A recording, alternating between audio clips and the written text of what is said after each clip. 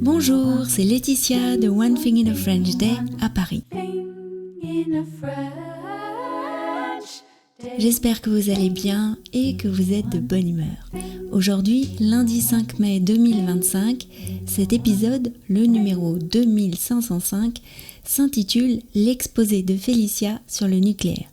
Mais avant de commencer, un grand merci à vous tous qui avez laissé des avis sur les applications de podcast. Cela permet à One Thing in a French Day de continuer à être visible et ainsi de continuer à être découvert par de nouveaux auditeurs. Ce matin, je prenais mon petit déjeuner en écoutant la radio. C'était mon horaire habituel, je le savais, parce que je venais d'apercevoir par la fenêtre un monsieur que je vois souvent arriver au travail. Il a une démarche particulière, il a du mal à plier ses jambes et comme il faut descendre quelques marches pour arriver au siège social de sa gemme, ça lui prend un peu de temps.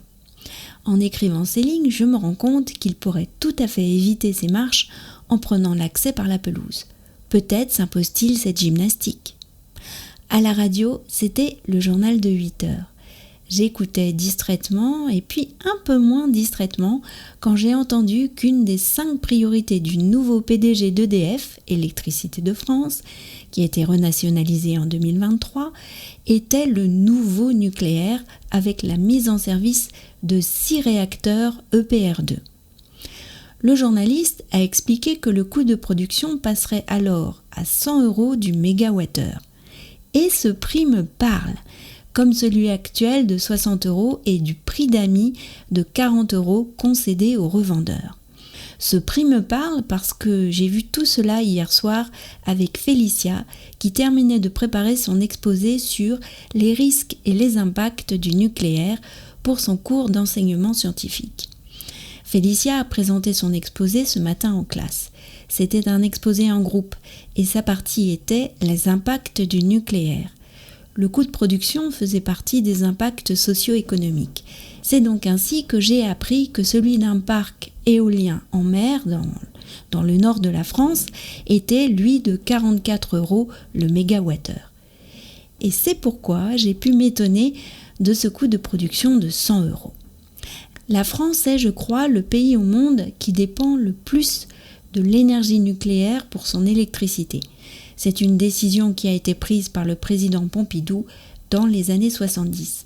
Nous avons fait le choix du tout nucléaire. Notre voisin allemand vient de faire un choix radicalement opposé. L'Allemagne a définitivement fermé ses centrales nucléaires.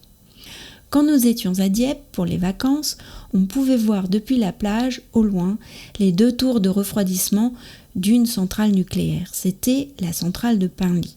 Ce site a d'ailleurs été choisi pour accueillir prochainement 2 réacteurs EPR2. C'est difficile d'avoir un avis sur le nucléaire. On a toujours l'impression qu'on nous cache des choses. Les catastrophes de Tchernobyl et de Fukushima font aussi froid dans le dos. One Thing in a French Day, c'est fini pour aujourd'hui. Si vous avez écouté jusqu'ici, vous aurez peut-être envie de laisser un avis sur votre application de podcast. Cela rendrait un grand service à One Thing in a French Day pour lui permettre de continuer à être découvert par de nouveaux auditeurs. Et je vous dis à mercredi pour un nouvel épisode du podcast. À bientôt, au revoir.